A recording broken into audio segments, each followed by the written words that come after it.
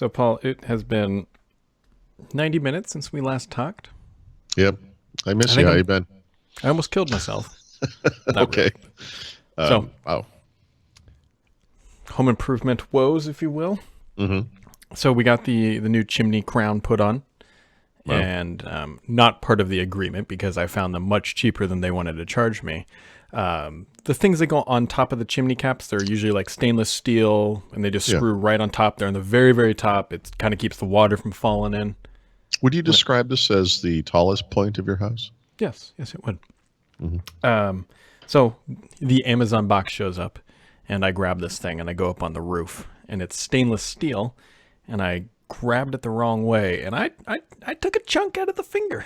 Like Yeah. I looked down, I'm like, that's gonna bleed.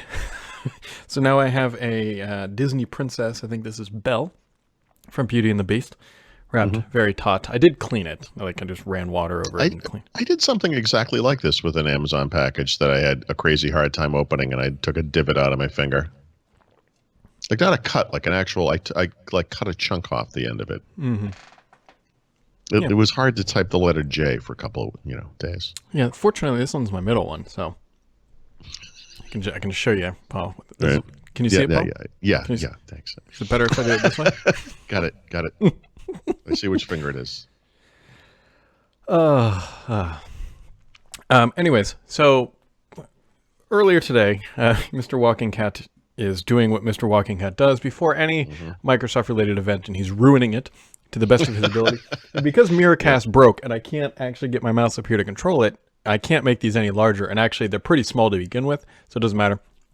But Paul, these are wallpapers that he uncovered. That everybody who's seen this is like, yeah, this is going to be the new theme when they unveil the hardware. And so, as we talked yesterday, there was poppy red, ice blue, sandstone. So I'm going to go with probably red. Probably maybe red. that's red too. But then we got maybe a sandstone and an ice blue. And, Those are the colors. All the colors of the Surface rainbow. Yeah. Poppy red, sandstone. What was the other one?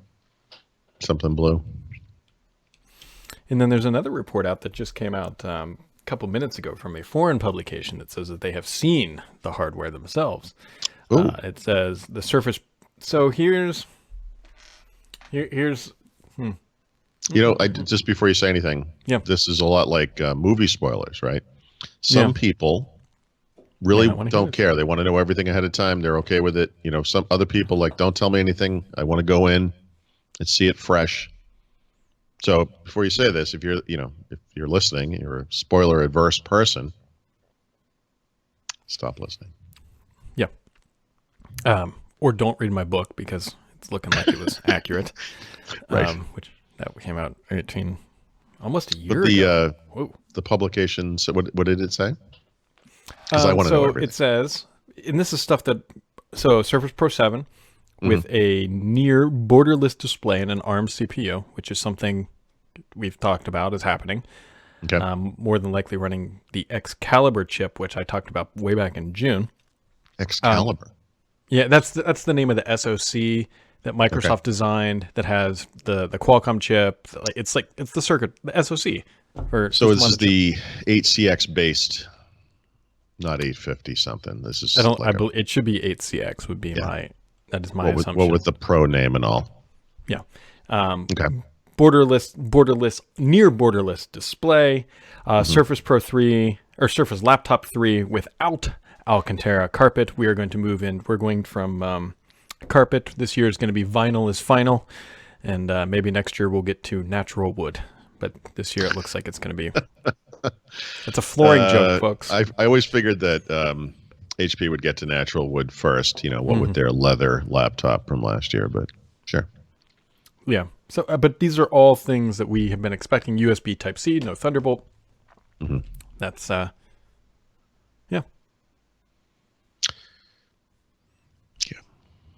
I'm going to try to reconcile my own brain dysfunction with the USB-C thing, but it will probably be okay for most people. I think is how I would say that, I guess. Yeah.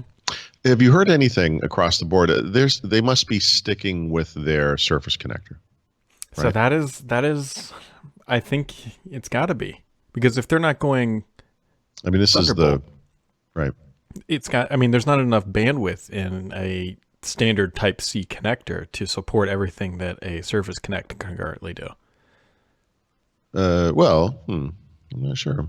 Well, maybe. I mean, one 4K display at 60 hertz is certainly obviously capable over USB-C. I mean, the Surface Connector is fundamentally USB. Yeah. I don't mind that it exists. I don't mind that they're carrying it forward. I mean, I don't understand why they can't also do Thunderbolt. And have that option, you know. But like a transition period, that would be nice. It'd be helpful, even. Yeah. Yep. Yep. Yeah, because you could make a Pro Dock out of that could do 2 4K displays. The 2 4K displays, although I got to tell you, I've only been running 1 4K display. Now, that is with a gimumbus caveat other than this podcast box, which has 3 4K monitors attached to it. Nice. Well, it has to do all this. I mean, to be able to go like this. You got to have 3. Sure. Well, I guess you could technically have 2. But anyways, my production machine that I edit now on, I'm down to 1 4K, and I think it's okay. Yeah, right. But that's a 27 inch. Right. The use case of anyone who is not doing something very specific on a portable computer needing to run 2 external 4K displays at 60 hertz is very rare. You know, I don't mean to say that it doesn't exist. Obviously, some developers, whatever, but yeah, and I think maybe that's the argument that Microsoft will make if they even. I don't think they'll explicitly discuss this on stage. Like Panos isn't going to walk out and defend USB-C, but he'll be asked. You know, sure, and they'll have a canned answer. Yeah, and I think that's what it's going to be. It's like, look, our customers, by and large, just don't need that. You know. Yeah. Although I say all this, and Paul, I don't know if you've noticed, but we're doing a lot of stuff around the house. We're doing a lot of stuff. New roof, going to finish the basement. Yeah, it's come up. We're probably, maybe once, just here and there. By the way, speaking of which, do you hear that sound? Do you hear it? It's nothing. There's no sound because the people who are destroying every single tree in my neighborhood have taken a break. They're at lunch. But they have today gone further down the property line. They're going to keep going until they hit the end. And then they're going to take a left. I walked out there this morning after 20 minutes of, that alarm sound like someone's broken into your house, your car. Yeah. I walked over there and I was like, "Is that you guys?" And they're like, "Yep." And I'm like, "Make it stop." There's no one's breaking into your truck. Anyway, I'm sorry I interrupted you. You're getting a lot of construction work done. I'm sorry. I'm like having where I was going with flashback. My upstairs office is going to move we're going to swap the bedrooms because the office I'm in now is a larger bedroom. My daughter will take that one, and I'll take her bedroom, which is smaller eventually, probably sometime this winter, and I'll rearrange and reset up my office. And at that point, I would have enough space for 2 4K monitors, which I'm... Let me give you a little bit of advice on the bedroom thing. Yeah, I think you'll appreciate this. Yeah, well, this is curious. Where's this going? Yep. You should present this. Your daughter's getting a bigger bedroom. That's how that's going to work for her. You should present that as a Christmas present. Oh, which is convenient because we spent all our money on furnaces and roofs. Yeah. No, make it something special, you know? Yeah. Yeah, the thing I'm not looking forward to is it'll have to be painted. But, yeah. That's what I mean. You just have it ready to roll on Christmas Day. Yeah, because usually, I don't know about anybody else, if they've never noticed that the tech blogosphere kind of grinds to a halt like that week before Christmas.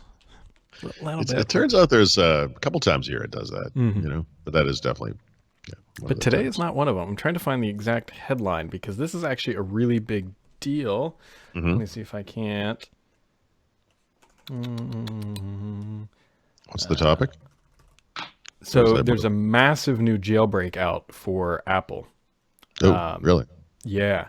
Now, it doesn't impact the latest phones. If you have an A12 or an A13 processor, it doesn't impact it. But A11 all the way back to like the iPhone 4. Yeah. Using this exploit. The exploit has been uncovered and released for free. It's apparently in the boot ROM of the chip. And so the theory here is that this is not patchable by Apple because it's, I guess, a hardware level fault. I'm not trying to claim that I know all this, but this is what I have read from the guy who did it. He said that this is not patchable.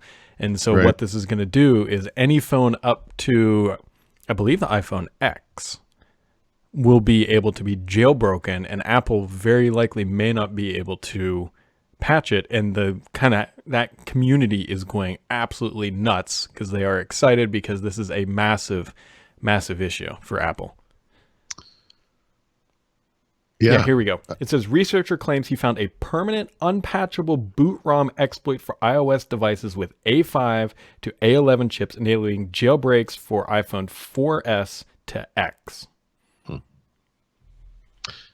If this had happened to something other than Apple, I think the Apple community would have started a conspiracy theory that this was done on purpose to force people to upgrade to newer devices. But because it is an Apple device, I think we will probably not be hearing that story. But I'm just going to throw that out as a, here we are in this time when people are suddenly not upgrading so often, and oh look, here's a reason to upgrade for everybody. Yeah, it's a good spin. It's a good spin. But that's a pretty big deal. Yeah. Although, what's the impact to Apple really here? I mean, what if someone figures out a way to let you put icons where you want them on the screen, or the theme, or yeah, exactly, sideload apps, yeah. I still don't know why they don't allow theming. Like, they could put that in the store, charge 99 cents for a theme. I download the icons, change them. Yeah. Yep. I mean, well, I mentioned that icon thing on purpose because it's ridiculous. Oh, and yeah, I it's agree. something that should have been there in 2008. And it's just weird how they don't. How is this not on their radar? It has to be the number one request. Has to be. Yeah. And to clarify, as Greg M points out, this is not a jailbreak. This is an exploit that will lead to a jailbreak. Yeah. Okay. So. Yeah, that's a big one. Unlike Apple adding Siri and Spotify integration finally, because that doesn't sound like oh crap, antitrust is coming down. Maybe we should support all this stuff. Yeah, just like the Amazon. Like, hey, I think what we're going to do is we're going to make devices, but we're going to let people put any assistant on that they want. Yeah, like, yeah, sure, you want that. Yeah, it's so coming. It's going to be interesting. The TechCrunch wrote this up, and I know we've talked about this a lot of times, but I'll be curious to see if it ever happens. But they're saying now is the time for Apple to buy Sonos. Yeah, I saw that. I mean, obviously, there's been a cry for Apple to buy that company for a long time. It fits their model perfectly to the T. Premium hardware, really loyal fan base.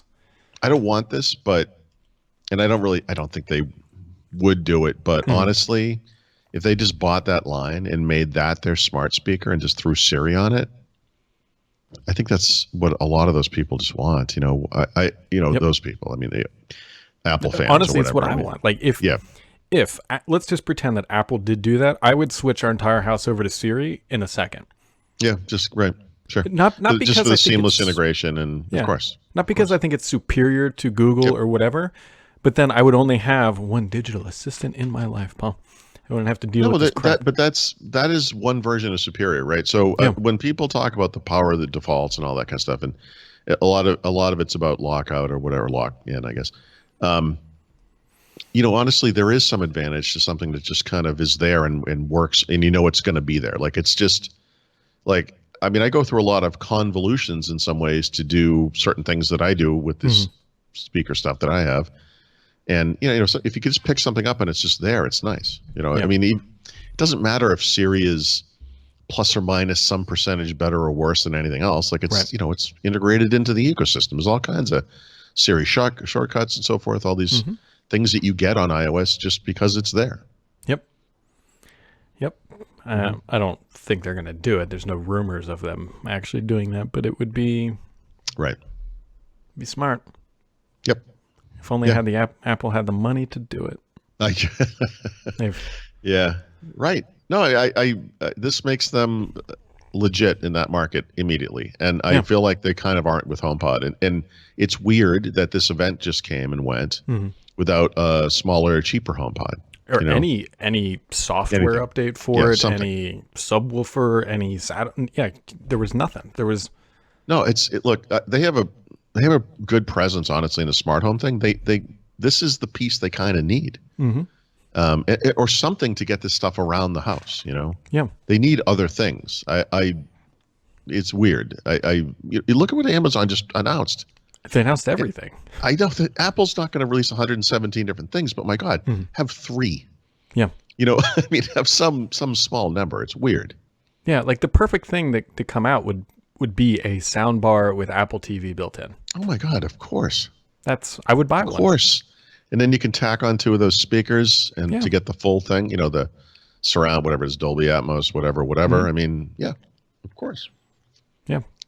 They could take more of my money, but they're way too slow. And I'm probably going to end up just buying Sonos stuff because I'm too deep into that bucket at this point. But yeah, which is fine. I mean, that will work great. Yeah, no. I know the experience will be great. It's just it's just expensive. I mean, that's the short of it. This is like the conversation we had about Google and the smartwatch thing. It's like, look, start small, whatever. People are going to make fun of it. It's not as good, but you got to churn on this stuff. Like, you just got to get going on it. If you don't, you've given it up. And I kind of wonder what the point is anymore if all you're going to do is feebly follow whatever the market leader is and then never even try to catch up. Like, why bother? Like, why even bother?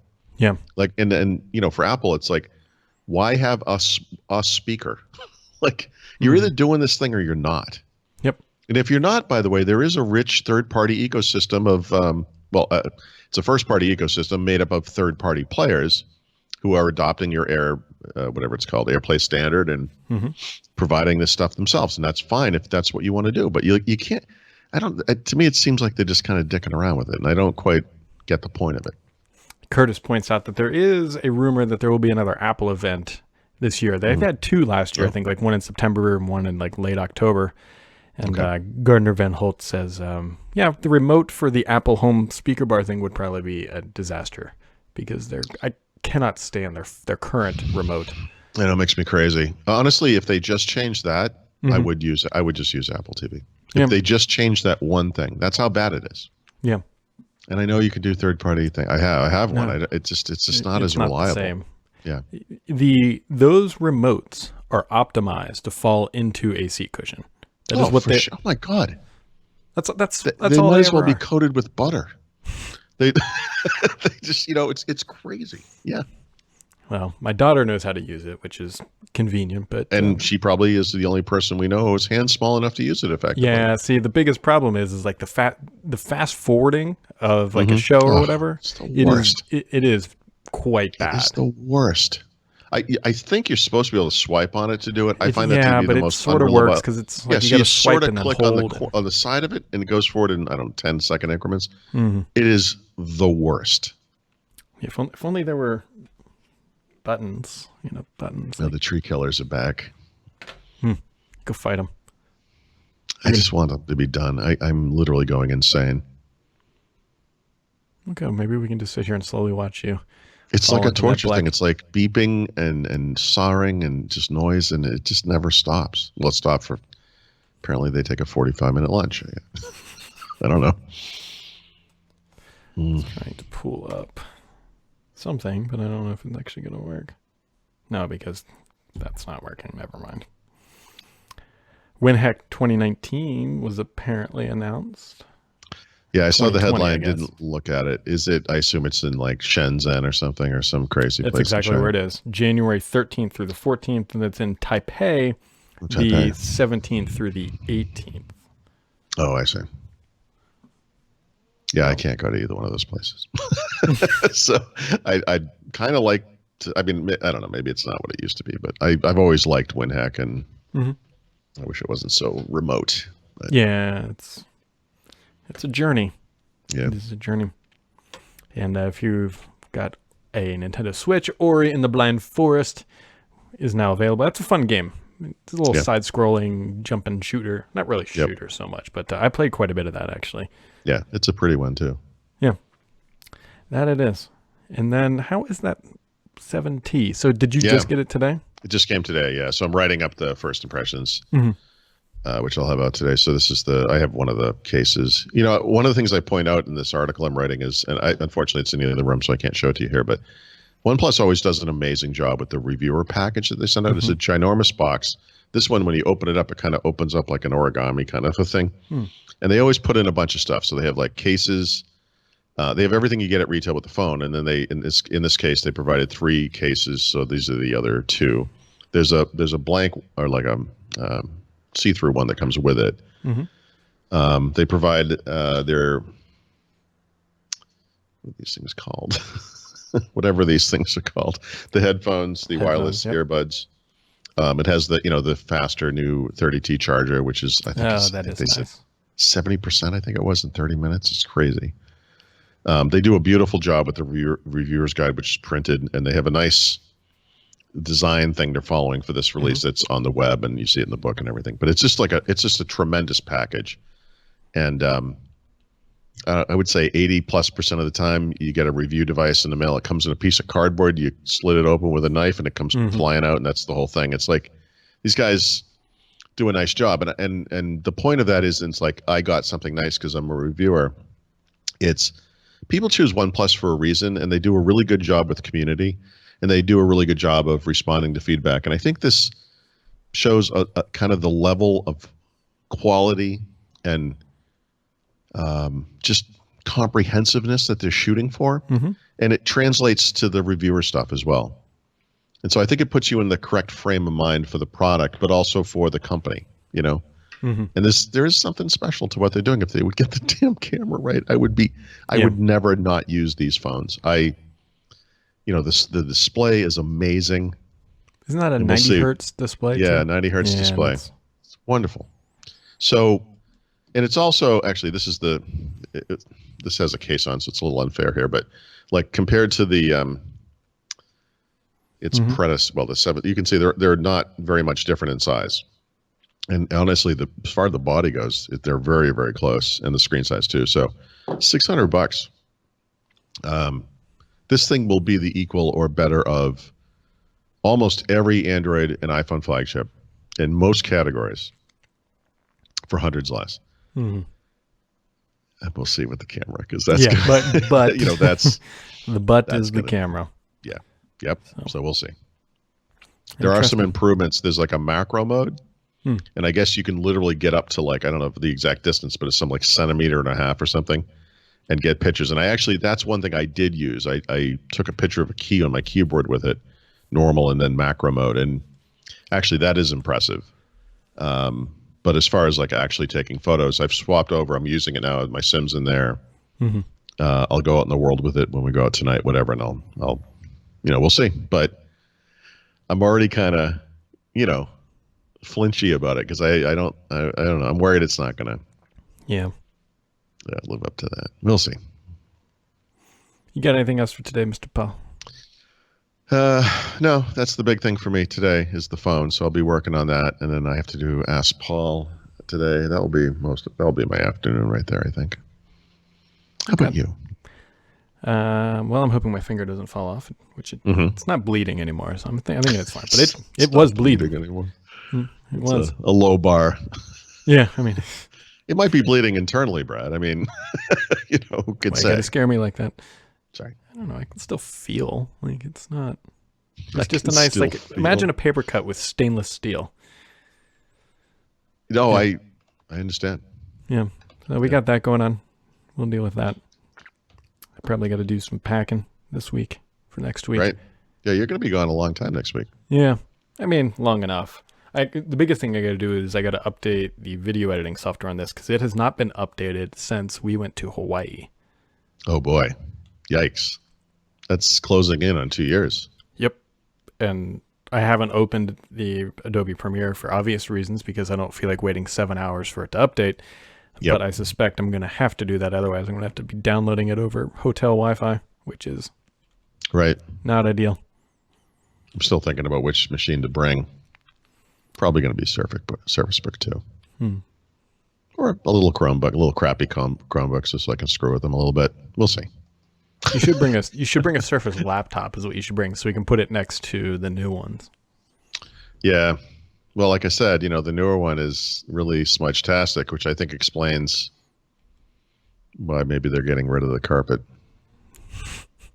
They're going to bring a shag carpet edition. It'll be great. They always needed a Surface laptop. That's the thing. Like, we get it. Yeah, it looks exactly like an iPad or a MacBook Air, rather. Yeah, that's fine. Everyone else does too. Like, I just feel like they were ashamed of it, and this was like, here's a differentiator. Like, if only there was some way we could get like a type cover effect on a laptop. Wait a minute. Mm-hmm. You can kind of tell how it came about, but I don't mind it. But like, I think we've discussed this already. It should have been optional from day one. Yep. Yep. So, all right, folks, so that wraps it up for today. You can check out the Surface wallpapers there if you really want to zoom in, because I can't make them any bigger because of Miracast.